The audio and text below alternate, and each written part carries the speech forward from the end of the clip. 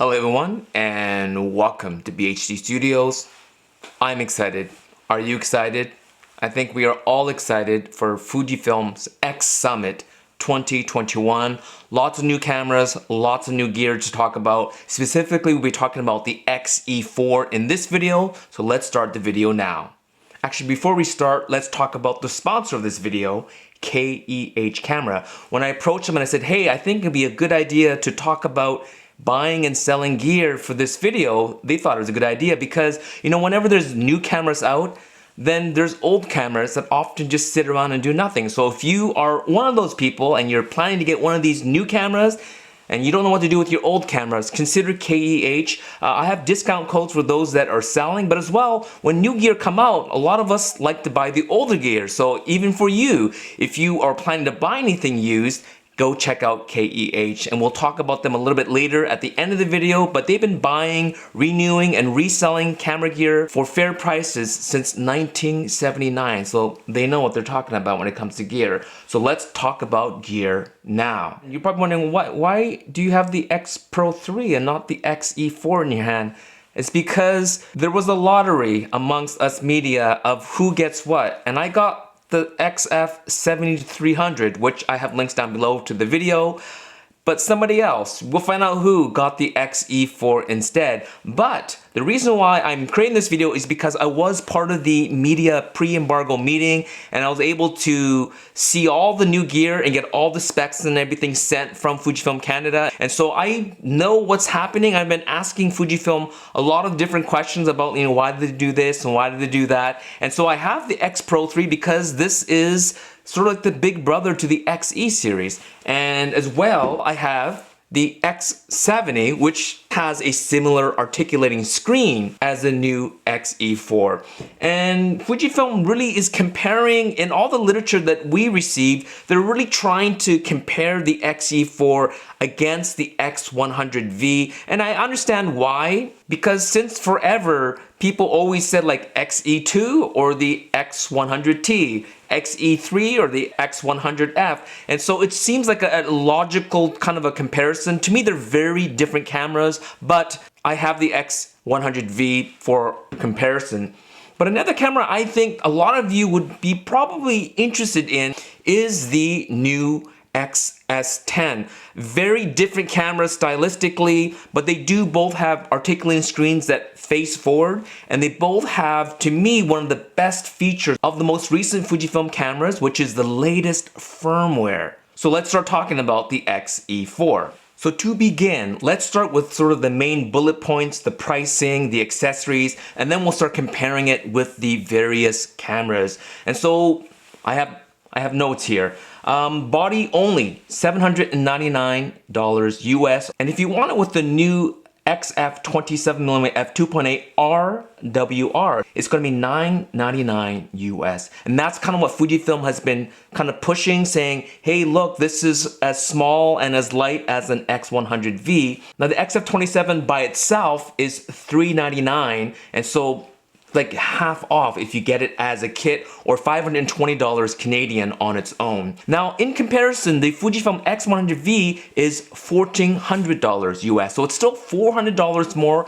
Now the main bullet points of the Xe4, it is a rangefinder style interchangeable lens camera, and it has the same sensor and the processor as all the most recent Fujifilm X series cameras. So that's the X Processor 4 quad-core processor, as well as the new 26 megapixel BSI X-Trans APS-C size sensor. In terms of video, it does DCI 4K 30p with a 30-minute record time limit. So it's the same as the X-S10, much better than the X-T30 that has a 10-minute, I think, or 15-minute limit. As well, it has all the latest film simulations like Eterna, Beach Bypass, as well as Classic Neg, my favorite. The big selling point of the Xe4 is that fully front articulating screen. And I know a lot of people be like, well, I don't want to do selfies. And I don't think it's just for selfies.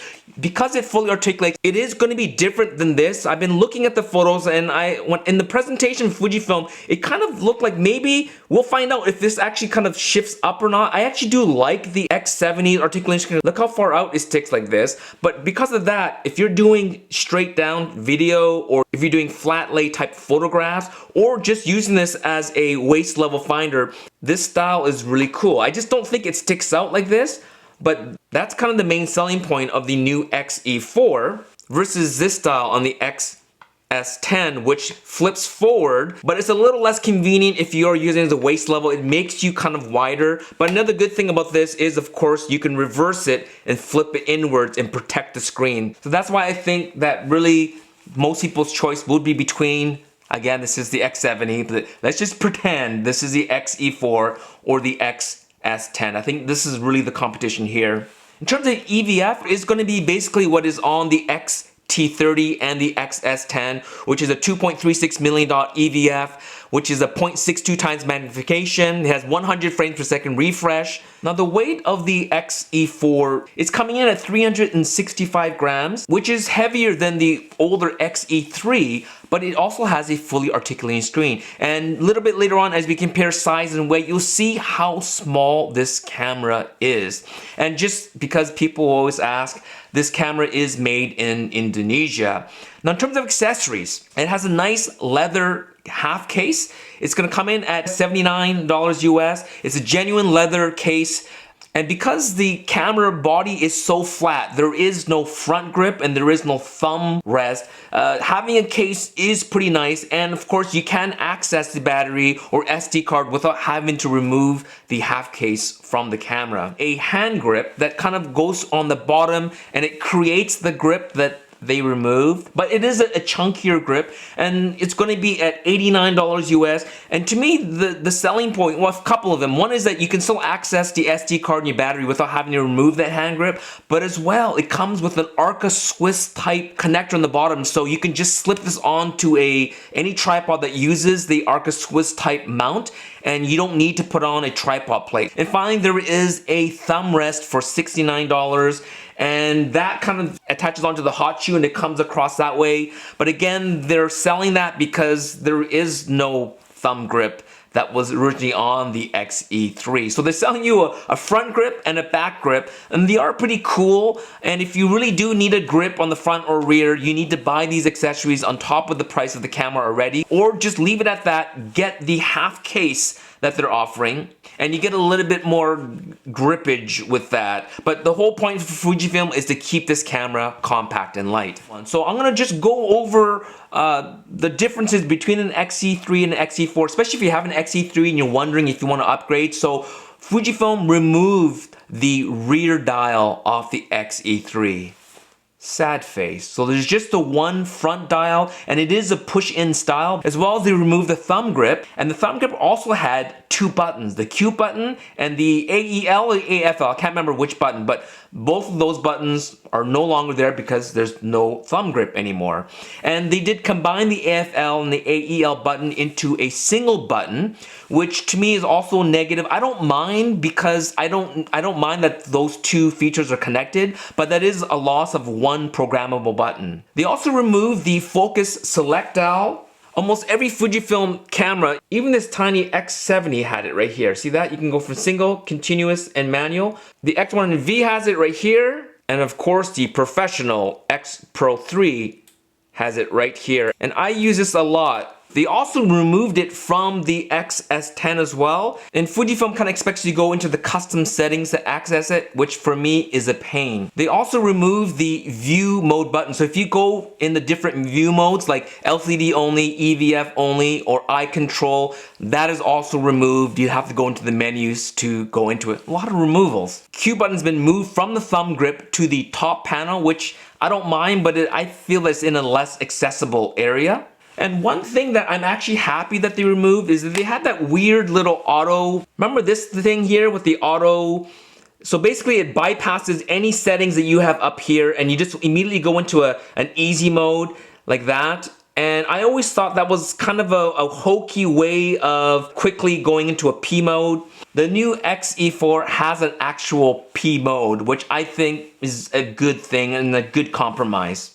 They also repositioned the play button from the bottom of the LCD to the top, and so it's a bit of a stretch. I actually do prefer it down below, because if you are shooting, it is nice to kind of quickly hit play, and it is designed that way here on the X Pro 3, where the play button is just right there, so you can just keep your eye through the EVF and not have to take your eye off to look at your photos. And so I don't like that move either. One of the main features of the Xe4 is finally they put an articulating screen. Before, they refused to put any articulating screen on any of their rangefinder styled cameras, but after the GFX 50R, which they did, then it was like a snowball effect. They started putting articulating screen on the X Pro 3, the X100V, and finally on the Xe4. And I think it's kind of a nice idea, because now you have so many options, right? You have this reversed articulating screen, which I like, but a lot of people don't like. There is the flush articulating screen on the X100V, which it's hard to tell that there even is one until you're like, oh, what's this notch? Oh, there you go, it articulates. And on the X-T4 and on the X-S10,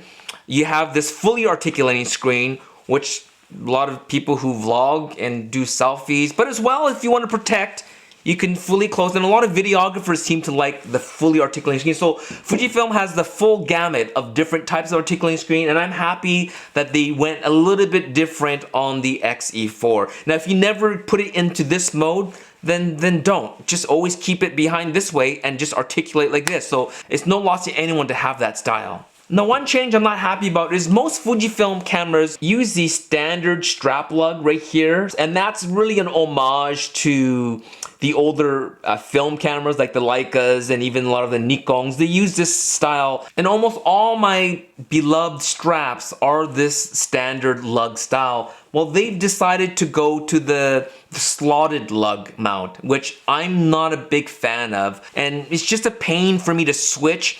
If you use those triangular rings that they put on these and you're used to slipping your strap through, it's just you get those the ends that kind of flippy floppy around. I don't like it. TAC is not happy, but that's the decision that they went with the new Xe4. Either you love it or you hate it, right? Some good changes. Like the X-S10, they went with a 3.5mm microphone / remote connector, which is great. That's kind of more of a standard connector. And as well, they went like the X-S10, they have the USB Type-C for power, for data, as well as the headphone connection. And so that's the major difference between the Xe4 and the Xe3. Now, between the Xe4 and the X100V, the new Xe4 is 7mm narrower, and it's like 2mm shorter. And again, the depth, it depends on the lens that you put on there, but Fujifilm was trying to push that XF 27mm f2.8 RWR as sort of, look, we can make a interchangeable lens camera as compact and as light as an X100V, but those are very different cameras. The biggest difference is going to be the articulating screen, right? And I think for most people, just having this, they're happy on the X100V, but it is nice that the Xe4 flips forwards. The EVF, though, is much better on the X100V. It has the 3.69 dot EVF, and then with the hybrid OVF with a little mini screen in there for focusing and exposure, where the Xe4 has the same one that's in the X-T30 and the X-S10. So this does have a better viewfinder, and the X100V is made in Japan, where the Xe4 is made in Indonesia. So this is still considered one of their more pro and premium camera bodies. And finally, this is WR minus the front lens. You can get the little mount adapter and a filter and make it fully weather sealed, where the Xe4 is not. So that's the biggest difference between the X100V and the Xe4. But for me, that is not the biggest comparison. To me, the biggest comparison is the Xe4 with the X-S10, and this is the reason why. Again, I'm gonna just pretend that this is the Xe4, all right? But here's the X-S10, pretend Xe4. Most of the internals are the same. Have the same shutter, the same EVF, the same I/O, same video specs, including that 30-minute time limit, which is great. Has the same battery, has the same version of the firmware, and basically it has the same performance when it comes to video, image quality, etc. So a lot of the X-S10 and the Xe4, they share the same guts. It's just their ergonomics are very different. And of course, this has IBIS, And the LCD, this has like a $1 million LCD, and for some reason the Xe4 has a $1.6 million, which is the same which is on the X Pro 3, and you can definitely see the difference. If you're doing critical viewing on your LCD screen, having $1.6 million is really nice. And in terms of build quality, now I don't have the Xe4 with me, so I can't confirm this, but I did talk to Billy. Billy did say that the X-S10 is built better because it uses a magnesium alloy chassis as well as a top plate. Now the Xe4 uses a magnesium alloy top plate, but it uses just a standard metal interior chassis with some polycarbonate kind of a wrap around it. So that's probably what helps keep the weight down. But this basically, the X-S10 is built like a mini pro body, like the X Pro 3, the X-T4, the X-T3, and all the GFX cameras. And you can kind of feel it. This feels really nice in the hand, and it does remind me a lot of my X-H1, but just much more compact. And so for me, and maybe for you as well, if you need a second body, small compact camera body from Fujifilm, I think the X-S10 and the Xe4 are very unique cameras and will make a great backup, but depending on what you do and need. If you need the smallest compact Fujifilm ILC camera, but has powerful features, because remember again, the internals are basically the same as the X-S10 minus the IBIS, then the Xe4 is a great option, especially if you're gonna put compact lenses like the 27 Pancake. But if you need IBIS and you need pro construction, pro build, and you want a nice grip, then I think the X-S10 is a better choice. But Xe4, X-S10 I think is really the two you should be looking at, because I put the X-T30 in the bottom and I didn't even put any bullet points on it because, as I was saying, unless Fujifilm is willing to upgrade the firmware on the X-T30 to the same that's in the X-S10 and the Xe4, there's a lot of cool firmware updates, everything from the internal focus limiter to all the new film simulations, as well as improved autofocus, as well as the video time limit to 30 minutes, where the X-T30 still has the older, I think it's 10 minutes on 4K and 15 minutes on full HD. I wouldn't recommend the X-T30 at this time, but if they upgraded the firmware, then it would be a battle royal between the Xe4, X-T30, and the X-S10. But for now, I think it's between those two camera bodies. So my initial thoughts, I have my notes down here. So Fujifilm was really selling the Xe4 as a compact model, and the Xe3 they use the term minimalist, and so I think they've gone even more minimal on the Xe4. They removed tons of control features, buttons, ergonomics. There's no front grip, there's no rear thumb grip, there's no focus selector, there's no viewfinder selector, there's less customizable button, there's no rear dial anymore. So they just really stripped it of a lot of its features. So if you're an Xe3 shooter and you don't care about an articulating screen, stick to the Xe3. So it comes down to what feature is the most important to you. If you want a front articulating screen like this, you don't have a choice. You have to get the Xe4. And for me, I am personally looking for a compact ILC body for my Fujifilm ecosystem, and I am currently looking at the Xe4 and the X-S10. So wait for me to get the copy of the Xe4. It is on its way, and once I get it, I will actually have a shooting review. But I'm actually kind of torn between the two because I love the Xe series. So wait for my review on the Xe4, and I will get back to you as soon as possible. And so this is a good time now to talk about our sponsor of this video. So again, thank you so much KEH Camera for sponsoring this video. And as I had mentioned,